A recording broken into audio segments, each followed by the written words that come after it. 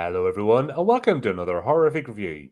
Chris and I are back as we continue our intergalactic buffet with Critters 3, directed by Christine Peterson. The tiny furball aliens that will eat anything or anyone set their sights on Los Angeles apartment tower. Welcome back. Here we go. This one was fun. I really enjoyed this one. They're just going full comedy now. They were, but they had some people that were doing a decent job acting. I thought the daughter was great. They obviously broke the bank to hire Leonardo DiCaprio. He's No, I'm only a just kid actor at the I time. know, I'm just kidding. I know, I'm just kidding. But actually, he was very, even at a young age, he brought a lot of, seriousness to the role. And yeah, I think outside of was it Rosalie, the neighbor? Mm-hmm.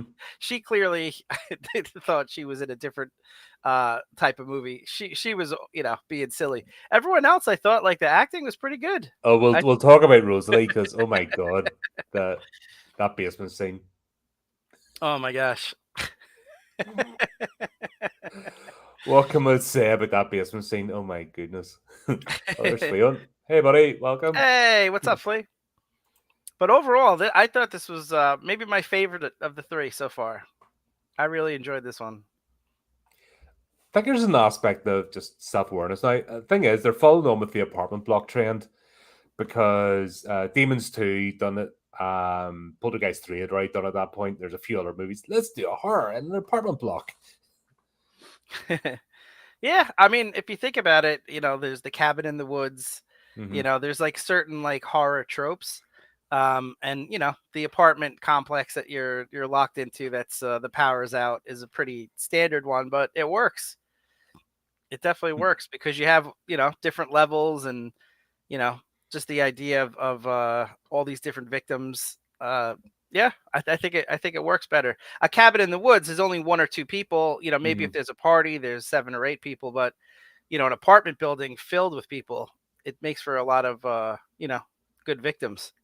Yeah, and I think certain locations and the way it just sort of slants the type of horror you're going to get. Yeah, yeah, Any location could be made into a horror movie, like let's see that Return of the Living Dead.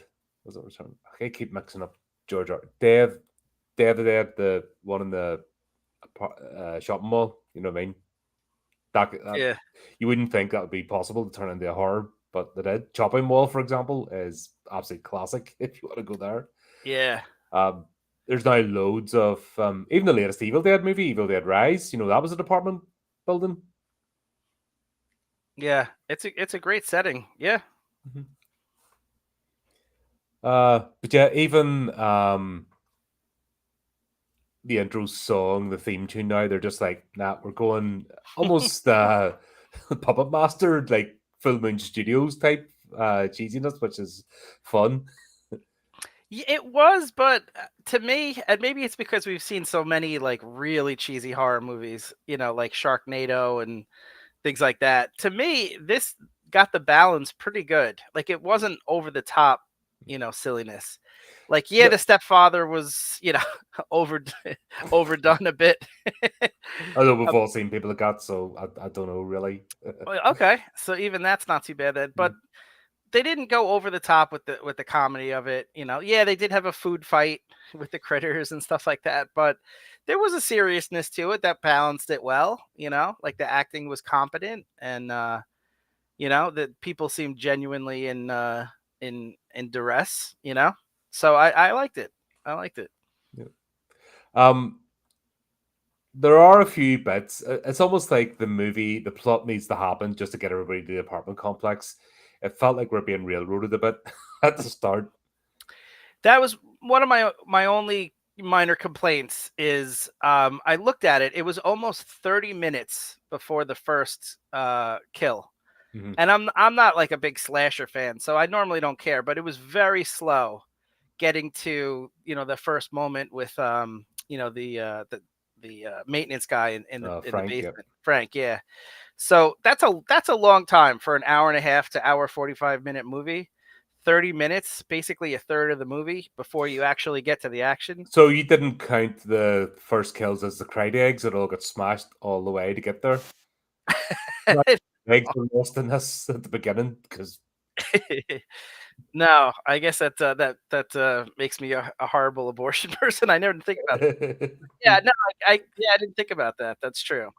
But there wasn't like a lot of action, is what I'm saying. It's the but Crites aren't very good parents.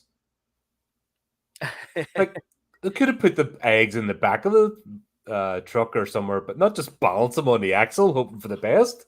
yeah, That's terrible. yeah, Even that's true. alligators make better nests than that and protect them. That's true. And this is a species, mind you, that managed to fly a spacecraft, destroy at the beginning of Critters 1, destroy a tower, and then fly it over the galaxy to Earth. So they Yeah, should and be a little bit smarter. they couldn't get like duct tape or something and like secure Yeah, their eggs. No, yeah, yeah. no. I love the way the tower, because we meet the family. Who is it? Ah, flip's sake, I forget all their names now. For Clifford Oh, the and dad. the daughter, yeah, the daughter and son, and their singing is that bad that the tower just gives up. The tower of the truck just goes, nah, I've had enough. Boom. It gave up. Yeah.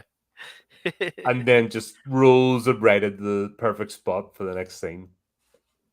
Yeah, I thought they were going to end up in Grover's Bend. I thought that was going to be the plot point of why they end up in the town and stuff like Mhm. that.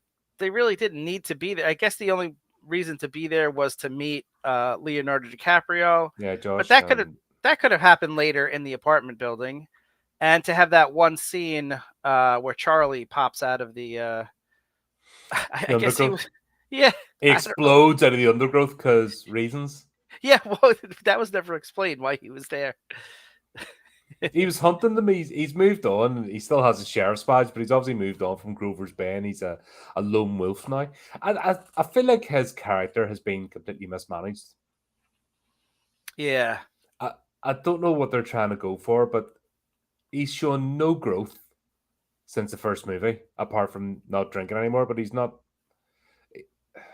To me, he should be like the next badass sort of thing, and uh, chiseled chin and all. Just I've dealt with these before. Uh, But they just didn't deal with him. They're keeping him down as this comic character. But yeah, I they're playing it right down the middle though. Like in one case, he is able to help them. He does have the guns and stuff like that. So you're like, oh, cool. He'll be like a badass. And then he needs help from the daughter. He, seems to you can't figure out how to change the ammunition in his gun when his gun gets that he jammed built. that he built. So they're playing it like in the middle. Like, is he like a really cool bounty hunter now, or is he still like bumbling? And like they haven't made up their mind yet. So And that's I agree with frustrating. you. Yeah, Like in the second movie, he should have come into his own. yeah, And once again, they held him back because they want this sort of bumbling idiot character. And that was such a trope of the 80s and early 90s. The yeah. simple adult. I think we've talked about this before. Like the simple adult that hangs out with the kids in the movie for reasons. Right, No, I right. mean, that was all the way Yeah, through. They had this. Leprechaun. Leprechaun Mhm. had that with the big hulking guy in the first Leprechaun. Yep. Yeah, God, the Pumpkinhead have it, and had a Pumpkinhead and Rawhead Rex 102 had the simple one. Yeah, we've seen it here. There's loads of front. You know what I mean? If I was to sit and do a bit of research, I could sort of identify the characters and do all the research. I mean, yeah. it was a trope, not just in the Ernest movies, all that kind of stuff, or Ernest Scared Right. Stupid. This was a trope and a particular character archetype. Yeah. But this this guy have should have had development, so he could be a wee bit goofy, a bit unhinged, but like a Doc Brown. I think he should have developed into more of a Doc Brown type character. Yeah, that's a great point because by Back to the Future 3, Doc Brown was really the star. He was the protagonist. He got the girl. He was on the train. He saved the day. Yeah, that's a good point. That's a good analogy. Yeah, but even in the first movie, he's still like he's out there, but he's competent. Where they can't seem to do that with Charlie. Yeah, I yeah, just find it frustrating. I'm like, third movie now, come on, like yeah. cut the guy some slack. Let him. Uh, You wanted to see the Rosalie Charlie love scene develop at the end. I understand why he ran. Like, Yeah, that's I love the recycled shots. So when he does the flashback scene, like from first yeah. two movies. Yeah, I'm a big fan of that, and we've seen a little bit of that in Ash vs. the Evil Dead. Hmm. Anything that could connect you to the prior movies, because we're reviewing these, these movies, weeks apart. But for most people seeing it in the theater, it's years between the movies, and so I think seeing it really, hammers home that connection. And people may have forgotten certain aspects, and then to see the scene that the characters are referencing in this movie, I think is helpful. So I enjoy those. It's showing as well. There's still this shared universe. It's still uh there's an effort to make continuity, with the plot. Where that's all out the window now. You see, where like one movie may as well be different from the next in any sort of franchise now. Yeah. You just like you can't even tell what's happening. I'm looking at you, Alien franchise. We're gonna have words tomorrow night. Yeah, at least there's still an attempt here to go, this is the one universe, this is the continuous story, this is what happens next. It's not a requel, prequel, reboot, rehash. It's a sequel. You know what I mean? The story continues. Oh, it's a true continuation, which Yeah. I prefer that. When I go to see a sequel of a movie, that means I like the previous one and I want to see the story continued.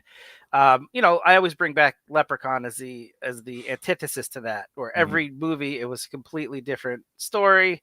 I know it was the same actor, but it really seemed like a different Leprechaun. There was Hmm. no mention of the previous one. So this, to me, I prefer this version of a sequel. Yeah. Yeah, yeah. Because that's it. I like storytelling. I like continuity. Yeah. Everything else is sort of dressing. Window dressing. Exactly. Exactly. I love the way Charlie has ripped off Lord of the Rings. There's definitely a Lord of the Rings fan in this who's doing the writing. Yes, with Sting, right? With Yeah, the basically instead of glowing blue for orcs, it glows green for Krites. yeah, yeah, yeah. Yeah, that was a nice touch. They've referenced other movies in the past. They've referenced obviously E.T. in the first one. Hmm. They've referenced, Gremlins a whole bunch of Nightmare on times. Elm Street, that's been done as well. That would have Right, been. right, right. So I do like that they don't they don't take themselves too seriously and do like a lot of movies where they pretend like this is the only movie and no other movies have taken place. Like I like when they reference other things because it's just part of the fun. Yeah. Hmm. um, Talk about a pure comic character in this. We mentioned there Frank, the maintenance guy in the apartment complex, because obviously this moves from the sticks, from the holiday. They're now back to the real world, and yeah, they live in this wonderful apartment place, which is I don't know. Part of you'd want to be evicted from it. Just take your chances on the streets because it's nasty. Yeah. I enjoyed him. I think that, in other movies they would have saved money on the actor here.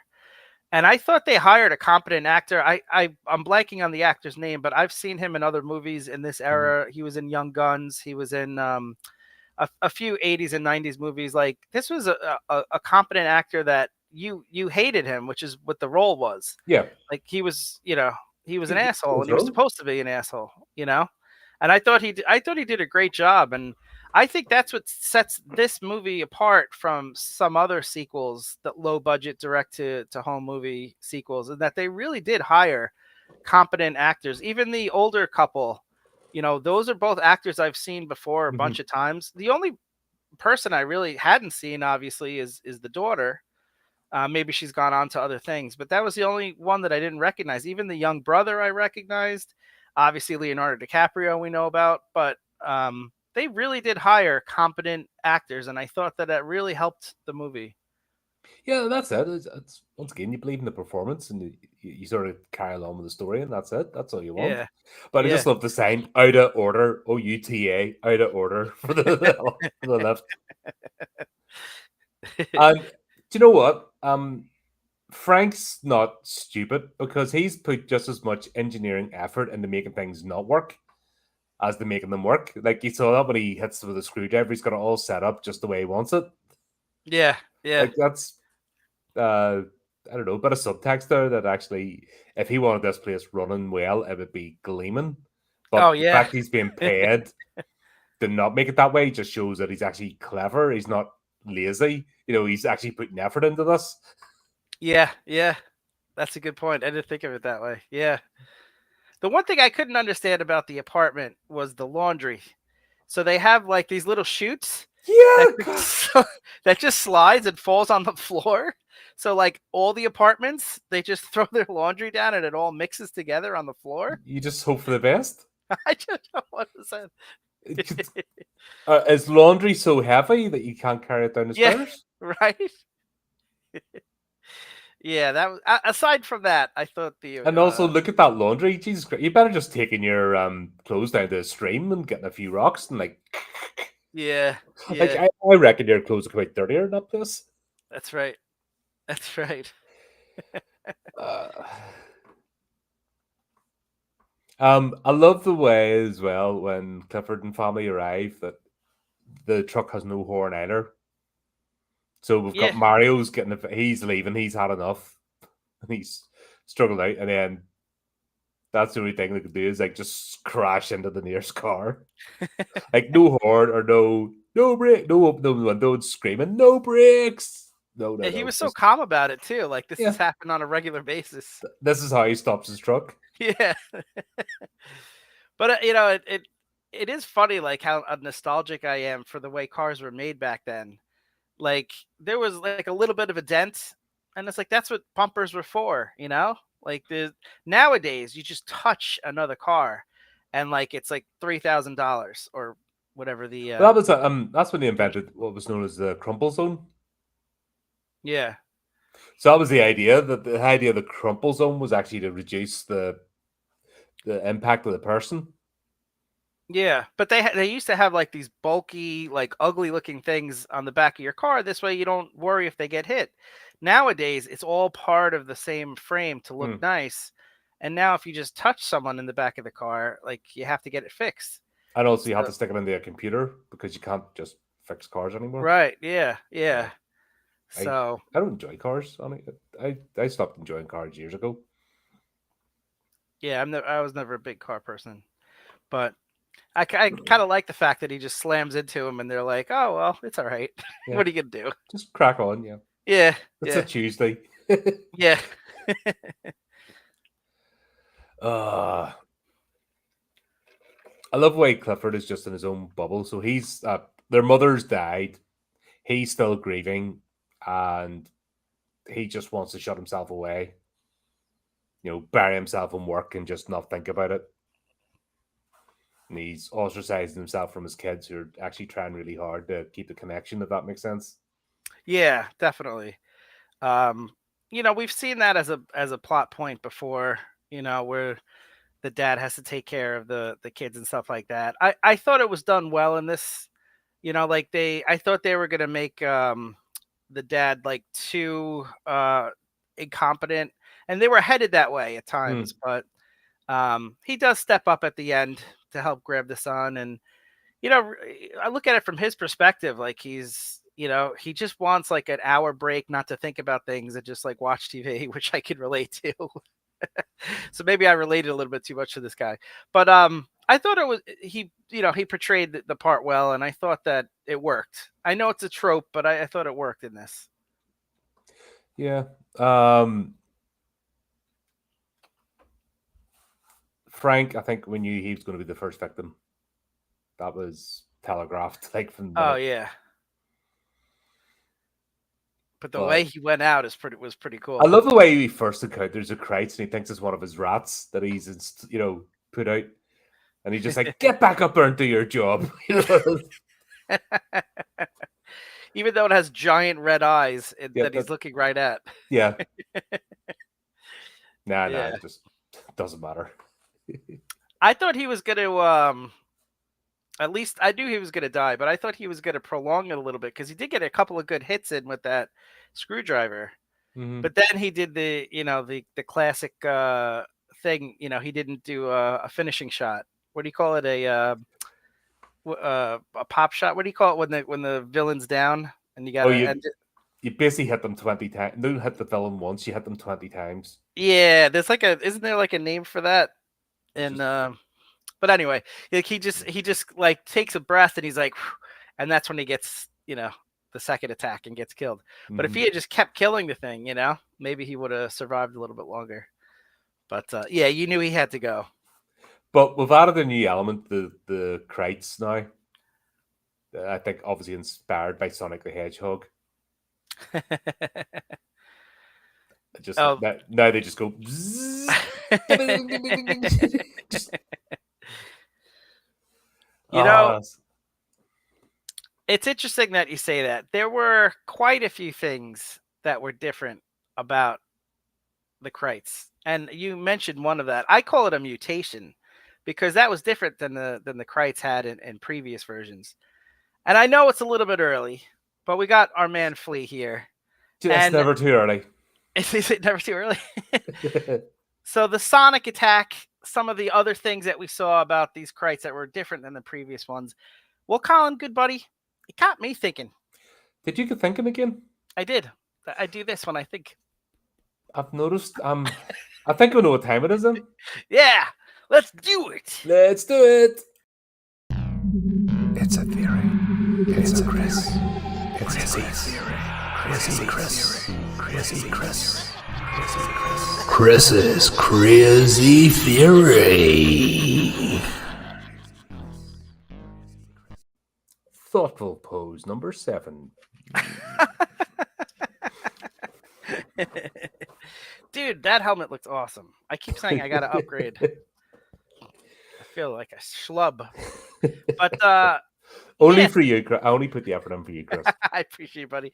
So yeah, I mean, you hit on it. The Sonic thing where they spin all of a sudden and then they go super fast.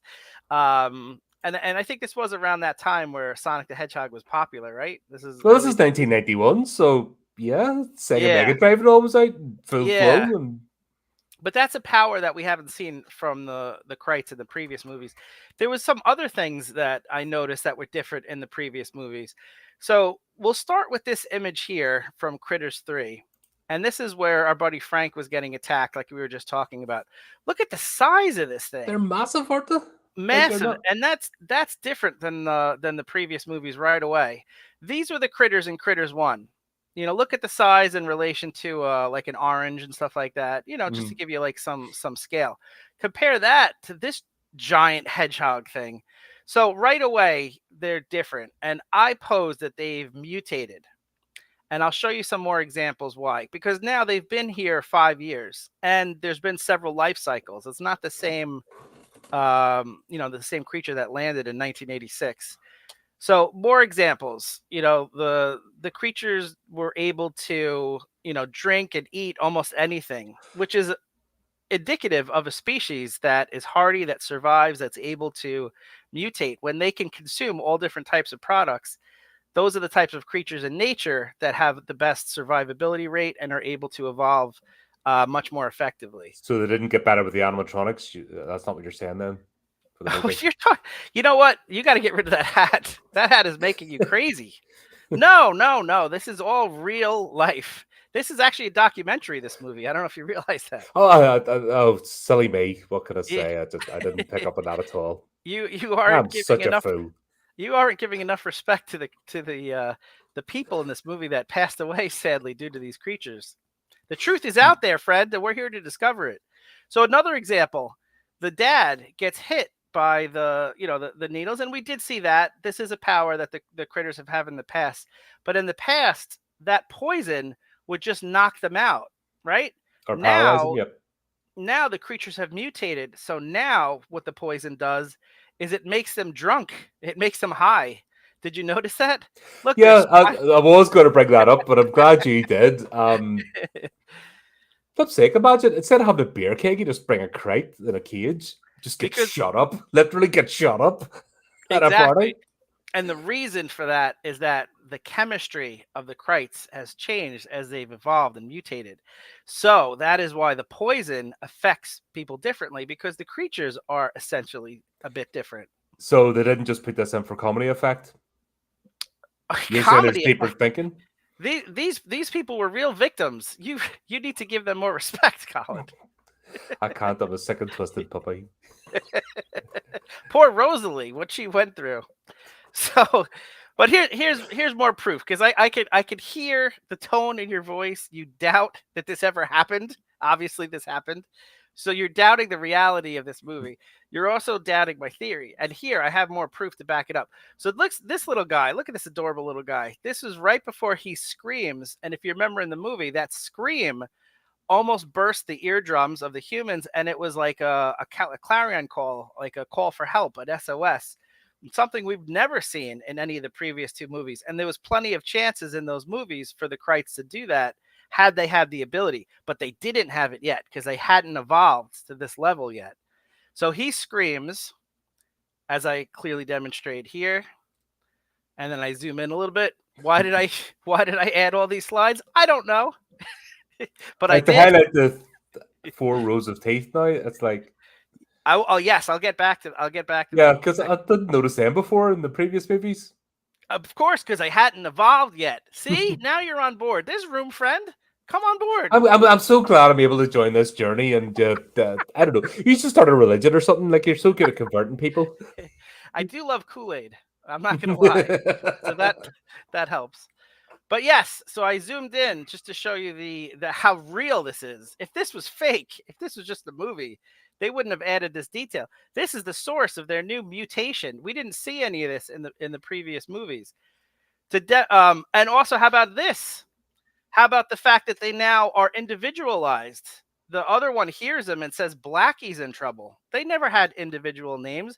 They've now evolved to the point where they can communicate with each other. They have names for each other. Like, this creature, this species is rapidly evolving. And I think that's the reason at the end of the movie, not to jump ahead too much, but at the end of the movie, where the home base or the whatever that space organization was, they were saying, no, those are the last 2 eggs. We don't want them to be exterminated.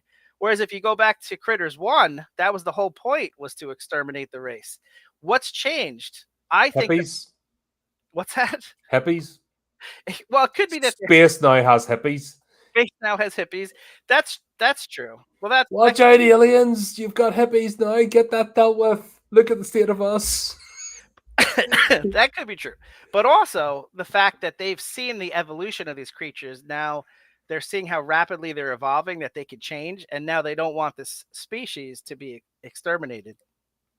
Here's another example of how they look in the third one. And you mentioned something I was going to get to, the 3 rows of teeth.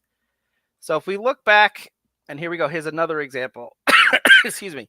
So this is also clear evidence of evolution, because in only a few life cycles, they've gone from 1 row of teeth to 3 rows of teeth. Here's an example. It's a little, okay, can you see it okay? So this is from Critters 1. And if I zoom in, there is only 1 set of teeth, maybe the beginnings of a 2nd row, but certainly not 3 rows of teeth. Clear signs of evolution. These critters are evolving. 100% proof. No one can dispute that. Special effects department. I said no one can dispute that. So look, the Tuatara lizard is the most quickly evolving creature on Earth. These things evolve rapidly. Every life cycle, they are a little bit different. It's actually fascinating. It's a shame that they're endangered, but hey, what are you gonna do? But the point is that this happens in nature, and I think the critters are one of those types of creatures that can rapidly evolve, and we're seeing it with our very own eyes. So look, I crunched all the numbers, all right? I took in every mutation that I've seen from the 86 movie. I charted it, the 88 movie, all the way through, and it only leads to one result. And if there's any scientists at home, they're following along with my conclusion. Had the critters been left to evolve on their own from 86 to the 88 to 91, if left unchecked to today, what the end result of their evolution would be, and it's terrifying. Are you ready?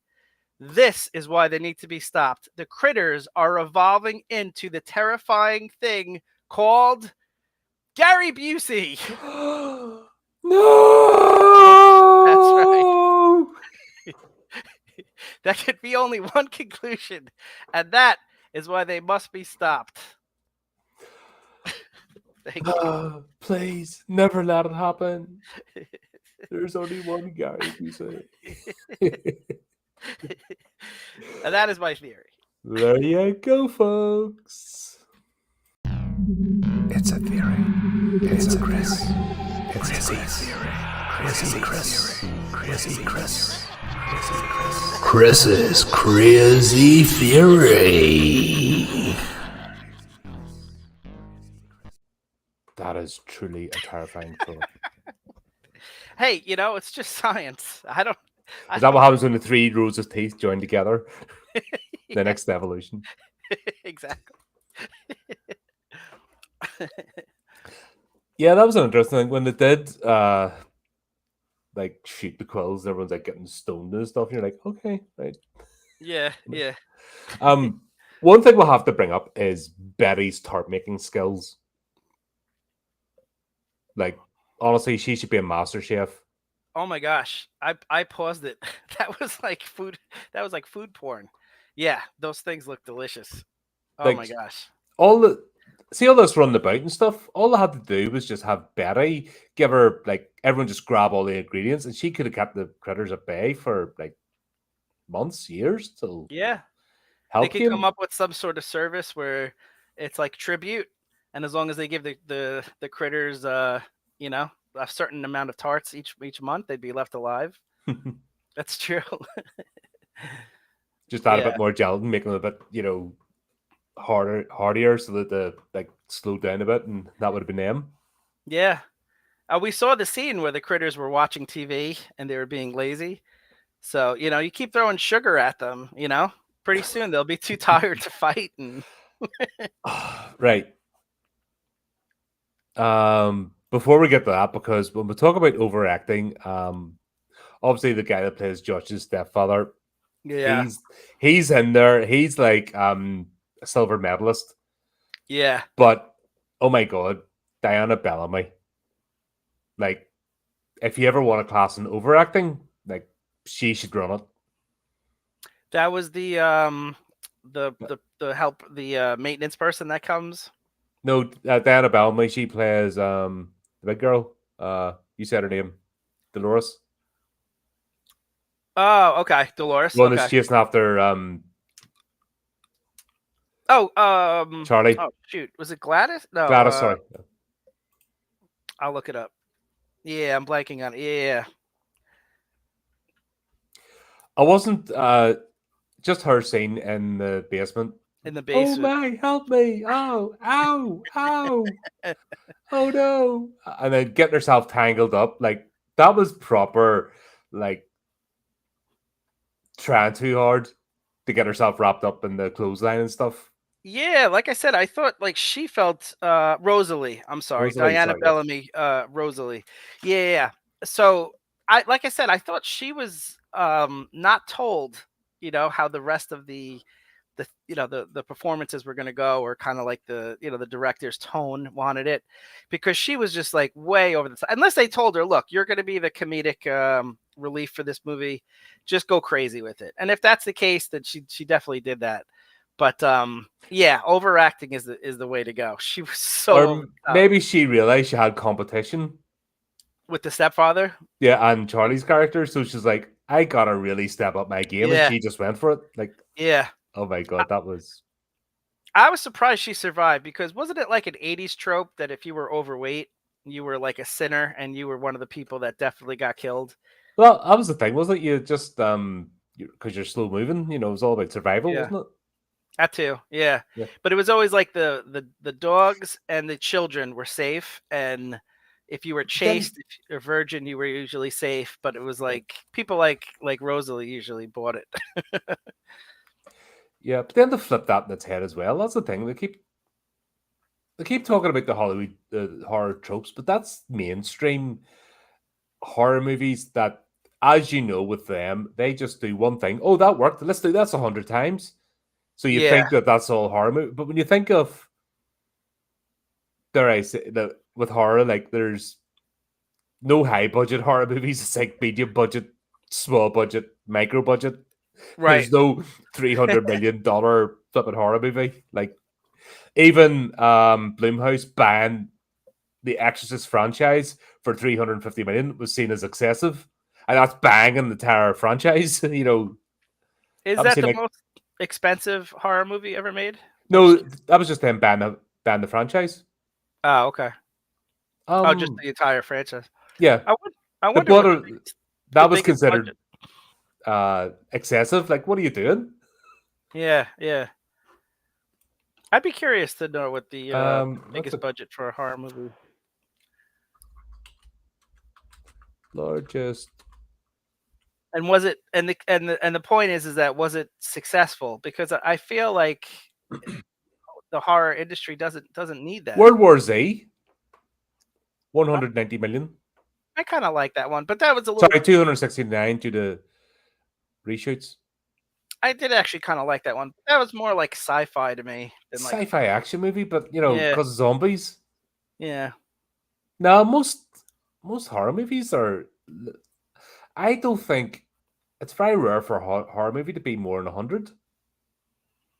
Most of them are around about the 30 mark. The mainstream ones, 30 to yeah, 40. Like that's not the point of a horror movie. That's the thing. If you put all the bells and whistles on, then you lose it. yeah, I think with horror movies, you need a sort of hunger from the. There's an ethos, and if you've seen the interviews I've had with film directors, not like the indie ones, you almost need that. We got to squeeze everything we can out of a limited budget. That's what makes the genre what it is. right. And if you don't have that, then you get mainstream stuff.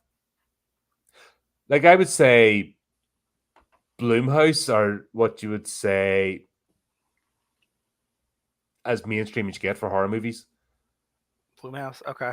They are, even though they started off in indie roots, they've become sort of very mainstream. They're the ones get their things out in cinema, but they do what they do. They're trying to introduce a younger audience into the genre. But most movies are just trying to squeeze what they can out of a limited budget and trying to stave off studio interference. Because I've talked about this. They'll give $5,000 to an indie horror movie and then they'll micromanage it. But they'll splurge 400 million on a dopey mainstream action flick and not blink bat an eye. You know what I mean? It's weird. Yeah, yeah. That's a fair Uh, point. Yeah, and I'm trying to think like a budget. How would you use it effectively? A big budget for a horror movie. I guess you could make a creature like looking incredible. Like I'm trying to think like American Werewolf in London with a modern like CGI and stuff like but that. you'd lose it. But you would I'll bring you the thing 2011, which 2011, which was a prequel. yeah They'd give it a bigger budget to use CGI, and it flopped because yeah. you lose. You need the camera. It's all about the camera tricks and the camera angles, and I was the practical prosthetics. Yeah, I was And just gonna say too. Like, I feel like the scariest thing is your mind, is your Mhm. imagination. So a little bit of a creature actually works better because your mind fills in the rest. If you show the creature and you spend all this money on CGI and you see the creature in its entirety all the time, then it's a little less terrifying. Once again, I'm looking at you, Alien franchise. No, but you know what I mean? When the xenomorphs are hiding in the shadows and jumping out and so forth, they were terrifying. Right. No, I mean, there's that. But then once they're just running about and our main antagonist goes and then calls it over into broad daylight, then you're sort of like, the fuck? But we'll be talking about that tomorrow. Okay. Yeah. I've plenty to say on that. Oh dear. But yeah, once you see the creature once it's fully revealed, you lose that aspect. Your imagination can't fill in the blanks anymore because it's right there in front of you. Yeah. And I think that ties with the limited budget. If that makes sense. Yeah, it does. Because with the limited budget, then you have to use trickery, you have to use camera shots, you have to think about getting the best product you can. Right. You remove that, it just becomes mainstream. Yeah. I think I experienced that in these reviews when we were talking about oh my gosh. I'm blanking on it, but the Lord of the Rings, the director. I don't know, I just had like Peter a Jackson. Peter, jeez. Oh my gosh. Wow, I got to get that Sorry, checked Peter out. Jackson. Sorry, Peter Jackson. It's almost the easiest name to remember too. It's not like anyway, it's on M. Night Shyamalan. I remember that. But anyway, Peter Jackson. So when he directed The Lord of the Rings, he had this, ginormous budget. And then when he went to do that horror movie that we reviewed, He made each movie for 90 million. well, I mean, granted. You think about budgets for a movie even at that time. Right. He made that trilogy for 90 million a pop because he filled the trilogy as a whole. He locked the contracts in with the actors so they could be dicks and demand more between, locked them in for 3 movies. And he did it all through Weta Studios and practical and actually had people like making the chainmail and not just outsourcing it and having all these third-party entities. It was all done there. So even for that epic, they did it for 90 million a pop. That's amazing. Like, no, it is amazing. They look like they're $300 million movies. No, granted, he definitely squeezed every last drop out. But they might have done a review of the entire Sir Peter Jackson series. I don't know if people are aware of that. Yeah, right from Bad Taste onwards.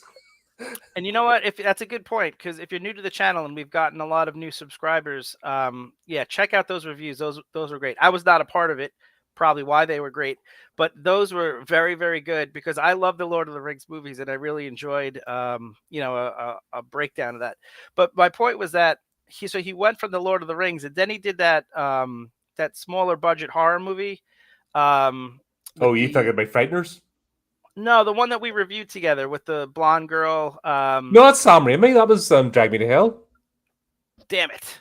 Sam Raimi. That was Sam Raimi.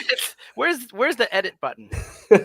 No, that's the joy of being live. It all goes out there. So never mind. Sam Raimi came from the Spider-Man movies and then did Drag Me to Hell. That's what I meant to say. Sorry about that, you folks. And the point was that Sam Raimi came from this big budget. And then all of a sudden he had to find ways with Drag Me to Hell to retrain his brain. Like there was one scene he was supposed to do like this expensive crane shot. And the AD's like, we really don't have the budget for this. And he's like, oh, okay, well, let me do it a different way. And he just did it with a camera angle.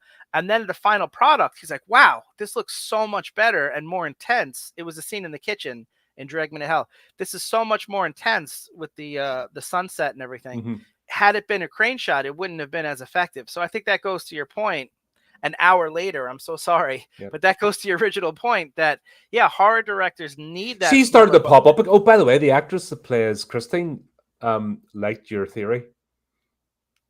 Really? On X. Oh, that's so cool. There you go. That's so cool. She started attending conventions again because Sam Raimi broke her and she gave up acting.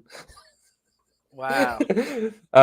Much like the original cast of the first Evil Dead, still talk about what he did to them all those years ago. Ah, man. Wow, that's really cool. That's awesome.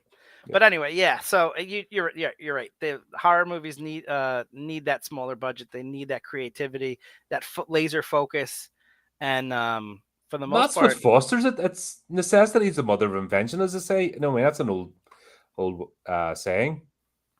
Yeah, that's a good point. Yeah, if someone tells you here's an empty book, write a horror story. Okay, and you probably go through this a lot with the submissions. But if you tell them write so many word horror stories about a theme of, let's say, horror in space, all of a sudden that fires the ignition in your mind. Now your mind starts thinking, okay, in space, what happens in space? Okay, you're isolated. You know what I mean? When it's just a blank page, when there's no limit, it really hurts your creativity. Like the brain needs constraint, needs some sort of confinement, whether it's budget, whether it's story elements, that needs that to really laser focus. Yeah, and that's once again, this movie's done fantastically. Yeah. Like straight to home rental. It's a third movie in a series. Like usually by that time it's starting to run out of steam. So there's two choices. They can pivot, redirect, or just try the same old stuff again and fall into oblivion. I think this is where they've pivoted and they just went, yeah, well, we're going with the comedy. We'll have to just make it a bit ridiculous because the scares, the frightening aspect, the Kreitz is sort of gone. So we'll have to ramp it up. Plus, they always were intelligent creatures. It's not like they're just monsters. So have to bring that in now. Yeah. Yeah. I just can't. There's this old kids TV show back in the day called Terrahawks, and just the way they're bouncing about and rolling. There's these droids called Zeroids, and they sat in these wee pedestals to have the toys to them when I was a kid. They were great.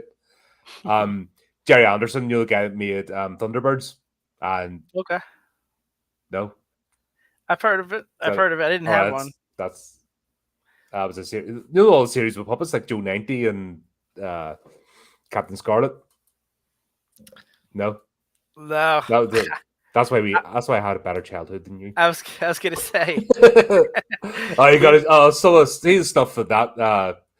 Did Jerry Anderson do Thomas the Tank Engine as well? I think he might have been involved in that. We had G.I. Joe, and when I learned about G.I. Joe, was even the tiniest plane in the background, if it explodes, an even tinier parachute comes out, because no one gets hurt in war. That's what I learned. But these series were all done with puppets. Oh, okay. No. And stop motion. And it was a weekly show. But these little things, just the little droids, you have to look them up, honestly. Fantastic. Okay. Zelda and all that, the aliens. Actually, they're pretty terrified. The antagonists in that series were proper, scary. It's cool. It sounds like a future review coming to the channel. But there's also another thing brought up. That's once again, the food fight scene. We know that they're not starving. It's not a compulsion. They do it because they're shitheads and they want to. Yeah. Because they take time out from massacring everybody to have a food fight. Yeah. They definitely were trying to pull on the gremlins. You could, especially with the different color, they were going for Spike and all. You could just see that. Yep. Yeah. Yeah. Obviously, Gremlins did it more effectively, in my opinion. But this was still fun. The food fight scene was great. Had the whole movie been like that, I think it would have been too silly, but they really balanced it well. Some of the stuff was pretty scary. I mean, you're trapped in an attic, the building's on fire. Those were real stakes. Those were legitimate stakes, And so I thought they balanced it. But yeah, that food fight scene was fantastic. There was a character I thought was going to be a girl boss throughout the whole way, Annie. Yeah. But even her, they managed to dad her back. Right. They did a good job with that. That's a good point. Had that movie been made today, she would have been the star of the movie, and you wouldn't have even had Charlie. Or Charlie would have been incompetent. He would have been, she would have picked up the gun from him and figured it out and shot everyone. So yeah, you're right. Everything was kept balanced. Like I said, the dad, you thought the dad was going to be made to be incompetent, but he does save the son. Annie, we thought was going to be the star, but she gets stuck dangling. How she didn't break her ankle? That fall with that clothesline in the end or the telephone line, that would have snapped her ankle. There's no way she would have just been flowed like that. With, no, but you got to suspend disbelief a bit. Right. Yeah, no, it was true. All the characters were in balance except for Rosalie, who was a little over the top. But in a fun way. Yeah, I think that was her job though, to be the pure comedy relief. Yeah. Fair play to her. But I was just that overacting at the scene because she dialed it back. The rest, it was just the scene in the basement. It was just what the hell? Speaking to the scene in the basement, one thing we have to talk about though, and I was so glad you put it in the notes because this also bothered me. When she comes down to the basement and she holds up her bra that has all the green blood Oh God, from the yes. right, and she says, "What a pervert." What? What? Who has she been hanging out with? Yeah, I'm If like, that's rigging the doctor straight. If it's coming out that color, you're rigging the doctor going, I need all the crimes. yeah, You need to look at this right now. Like, who has she been sleeping with? Spock? Yeah, that's I was like, what? What kind of a reaction is that? That was weird. Also, even just the fact they're so casual about the alien eggs that have green goo, that they're picking them up, but all they're wiping the windows, and they're just like nobody's nonplussed. Yeah, yeah. And what was Betty's husband called? He was one. Briggs. Yeah, he's just Briggs. Briggs? Okay. Yeah, because she always called him Mr. Briggs, Mr. and Mrs. Briggs. We just knew Betty because she did the babysitting. But yeah, I love the way he had the National Inquisitor, and that's where he got his information from. Yeah. What a missed opportunity for product placement that could have added a wee bit more to the budget. That's a good point. I don't know. I think him and Charlie should have been friends. There should be a spin-off show of him and Briggs and Charlie just go off on adventure together. Yeah, I would watch that. I thought he was great. And it's little things to me when I'm watching one of these, cheesy movies. It only takes one line. We've mentioned this before. It only takes one line of dialogue to fix a plot hole. And a lot of movies just they don't care when they get to, they're just trying to cash in on it's a sequel, it's directed, DVD. They don't, respect the viewer enough to add this little line of dialogue. This movie had it. So the part where Charlie just happens to show up at the right time, you're thinking, oh my gosh, what a coincidence. He comes to save the day just in time. Well, one line of dialogue they put in this was that Mr. Briggs was on the phone and he says he got cut off when the power was out, but that he was on the phone with Grover's Bend. So then he obviously called Charlie to tell him, what was happening. And From Charlie, the previous scene when yes, the weak boy pointed to Charlie's picture in the paper. yes, exactly. That's Charlie. That's the guy we saw. Yes. So 30 to 40 seconds of dialogue explains that. So now you could have Charlie showing up and it actually makes sense. Minimal expense as well. Yeah. Yeah. You don't need $200 million reshoots. You just need to write better. Exactly. I'm talking to you, Alien franchise. Oh boy. Fuckers. Yeah. Yeah, tomorrow's video releases tomorrow. It's going to be fun. I'm looking forward to it now. Don't you just pass through anger and get to the other side of it? They're like, oh yeah, everyone's a retard. Oh dear. I love the way they're screaming from the top of the building at the end to the deserted neighborhood that's basically industrialized. Can anybody hear me? Hear me? Hear me? Hear me? Obviously not. There's no one there. Yeah. The whole place is deserted. It's like, yeah, if you were like in a populated area, but nobody's around, so it's only going to be until the fire's completely taken hold and the building's ablaze. Yeah. But again, I thought that was realistic. There are, plenty of areas where that's true, where you're not within sight of, because it's so run down. And it made sense. That's why they wanted to, evict them and build up a mall or something to help revitalize the neighborhood. Because back in the 80s and 90s, malls were like the biggest draw. Yeah. So if they were able to build a mall, yeah, that might have helped revitalize. Just reminds me of, do you remember the movie Batteries Not Included? Yeah. Yeah. Yeah, like pretty much. It's that movie, but it's horror. Yeah. And instead of little robot things, they're monster aliens that eat you. Porcupines. Yeah, Yep. exactly. Space porcupines. Space porcupines. I think we need I'm going to look up. There has to be a space porcupine. Somebody's got to have done a ripoff. Oh, for sure. Yeah, it has to be space. I have to look at Taboo, see if they do space porcupine. It's probably made by the same people that made that chicken movie we had to watch. Oh God, no, God, no, please no. That was, if anyone was going to do space porcupines, it was that. Please don't give that idiot ideas. God, never want to have to do that. That was fucking horrible. That was pretty bad. But that count as our worst review ever. I still put Kindred. I really struggled with that one. I think my mind tried to shut that out in self-defense. Yeah. I think I really struggled with that one. At least the chicken one, I could make fun of how bad it was. Yeah. But Kindred took itself too seriously to even make fun of. Yeah. You know? True. Yeah. Okay. Yeah. I'll give that. You go with that? I think my brain just shut that one out. I'm trying to pretend I never did that. I like something that did different with this is instead of like, let's not do an end credits scene. Let's just do the whole credits end scene. That was cool. I actually kind of like that. It kept me invested. There's a lot of times where I don't stay and watch the credits. I know Cam has talked about this, where he stays and watches the credits to give respect to the people that made the movie, which I love, but I have a very small attention span. Squirrel.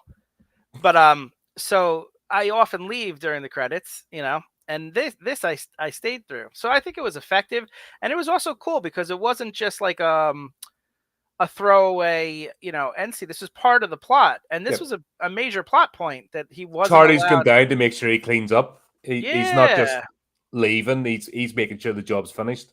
Yeah, and the fact that he wasn't allowed to kill the last 2 eggs. Mm-hmm. I hope they pick that up in the 4th one. I think that's actually very interesting.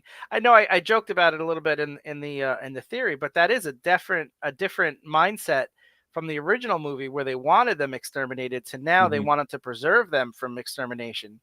And it could be that hippies were elected to the Space Council, but whatever it is, I kind of want to see that thread picked up. I think it does, because it's the next one's obviously Critters Attack, which is set in space. Oh, cool! All right, I'm down for that. Go back to. I don't think they're set. It's not set in Earth. I haven't seen it. Just like these are.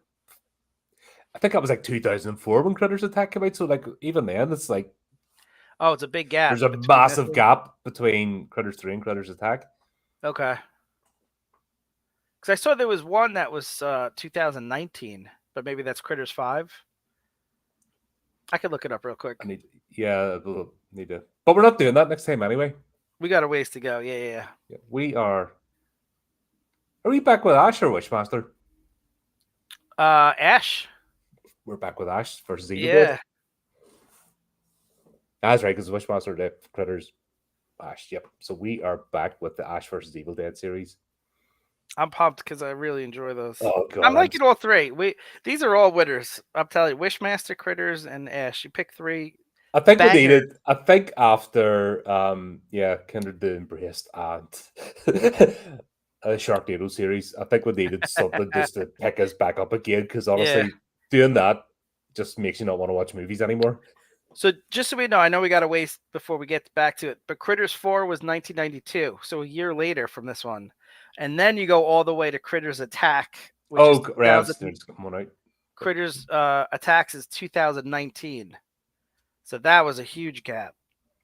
I think Critters Attack is the one set in space. Oh, okay. So I don't know what Critters 4 is. All right. Neither do I. I'll need to revisit. Like I said, it's been. I watched these in my childhood, formative years, and early adulthood. So. And I act like a child, so I'm right there with you. Perfect. Excellent. But there you go. We will be back for some more shenanigans. And as always, having a lot of fun along the way. Absolutely. These are great, buddy. But Chris, thanks as always. It's great to do these. Thanks for everyone for showing up. And for all you lurking up there, say the wee counter, you can join in the chat as well. Don't leave Flea on his own. Maybe it's Christine from Drag Me to Hell. It could be just going, yeah. Hi, Christine. All right, folks. Until next time, keep updated with the channel, do the technical things, and remember to keep it creepy, keep it horrific.